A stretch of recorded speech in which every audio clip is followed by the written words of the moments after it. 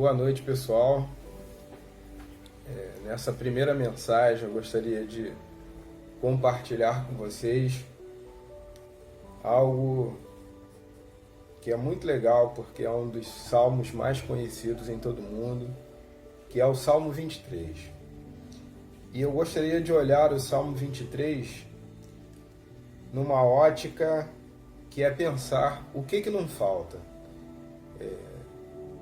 Sabemos que muitas das vezes a tradução do grego e do hebraico para o português se perde alguma riqueza na tradução. Então, esse Salmo 23 é um exemplo disso. O seu primeiro versículo é o que depende de todos os outros. Então, a gente vai ler o Salmo 23, dar a versão mais perto do que o hebraico quer dizer, nesse primeiro versículo, o Senhor é meu pastor, nada me faltará, e depois a gente vai pensar sobre o que não falta, o que não me faltará. Qual é a promessa que Deus faz, que o salmista revela nesse salmo, que não vai faltar para aqueles que têm Deus, o Senhor, como seu pastor. Então o salmo diz assim: o Senhor é o meu pastor, nada me faltará. Ele me faz repousar em pastos verdejantes, guia-me junto às águas de descanso, refrigera a minha alma, guia-me pelas veredas da justiça, por amor do seu nome. Ainda que eu ande pelo vale da sombra da morte, não temerei mal algum, porque tu estás comigo. A tua vara e o teu cajado me consolam. Preparas-me uma mesa na presença dos meus adversários, unges a minha cabeça com óleo, o meu cálice transborda. Bondade e misericórdia me seguirão todos os dias da minha vida e habitarei na casa do Senhor por longos dias. Então, a primeira coisa é que esse primeiro versículo não quer dizer que nada nos vai faltar, mas sim que nós não vamos sentir a falta. Talvez a melhor tradução é: o Senhor me pastoreia e eu não sentirei o dano ou não sentirei a falta.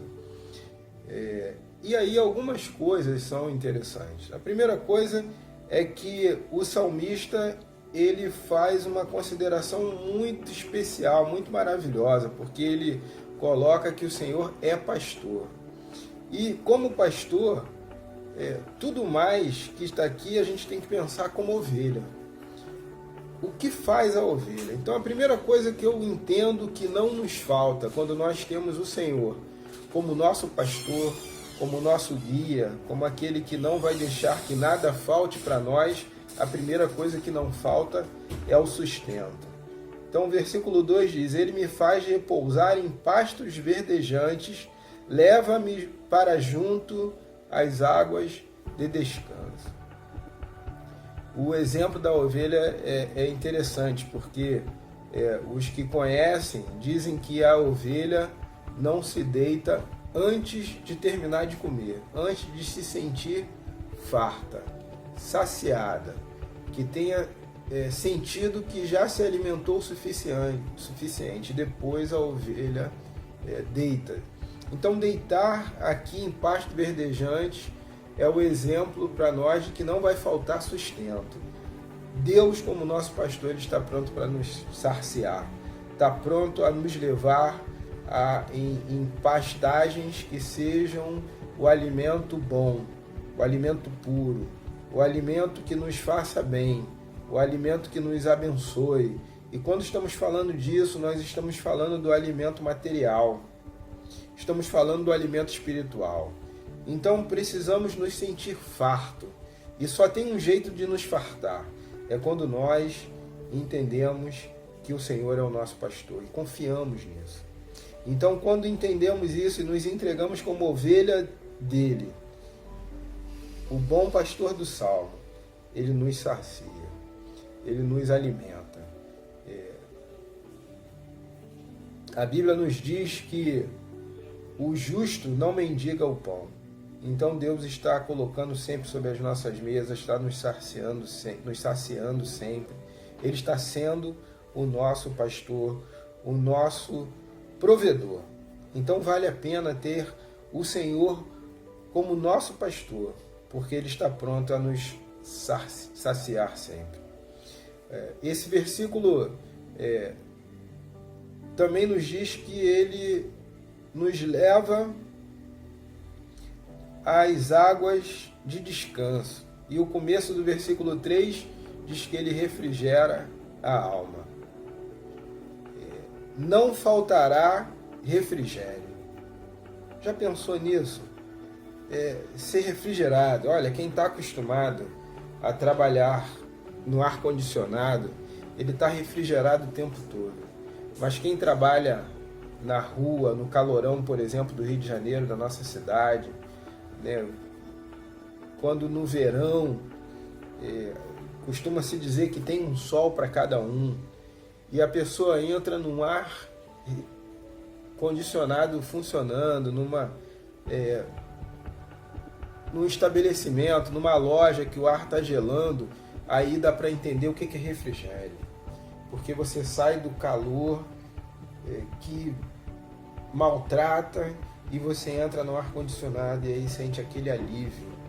Então Deus, Ele faz com que nós não sintamos falta do refrigério. Não sintamos falta, né, do alívio. Me faz lembrar da última reunião da juventude da nossa igreja, a Igreja Batista Memorial em Pavuna, que eu participei, e o debate promovido lá pelos jovens era por que nós erramos. Então, várias pessoas deram, né, várias opiniões sobre o pecado, sobre o nosso comodismo, e aí o desafio seguinte era o que fazer, como fazer para não errar mais ou para errar menos. E aí o debate foi se desenvolvendo e a Júlia, que é uma visitante que está frequentando a reunião dos jovens, ela disse que quando confia em Deus, mesmo quando tudo está ruim, quando tudo está parecendo que está dando errado, quando você se sente desconectado com Deus e você consegue se derramar diante de Deus e você chora, você se levanta uma nova pessoa. E isso é refrigério. É disso que Deus está falando nesse texto do Salmo. É isso que não nos faltará, o refrigério. O Novo Testamento ele traduz refrigério como renovo.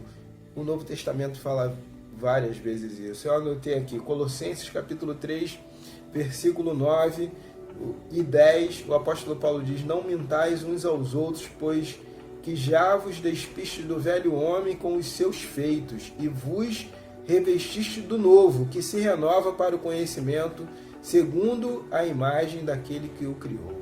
O desafio que o apóstolo Paulo dá é esse refrigério, sentir refrigério da parte de Deus. Quando temos o Senhor como nosso pastor, não falta refrigério. É como andar no sol o tempo todo e entrar numa loja com ar-condicionado funcionando, gelando. Você sente o alívio, você sente o refrigério. Isso quer dizer que a gente pode estar se sentindo mal, que a luta pode estar grande, que as dificuldades podem estar enormes, que parece que não tem uma luz no fim do túnel, mas quando nós confiamos em Deus, quando nós entregamos a Deus a nossa vida, quando falamos para Deus que dependemos dele, então não nos falta refrigério, não nos falta renovo, não nos falta alívio. E Deus é tão maravilhoso que Ele manda o seu alívio no tempo certo.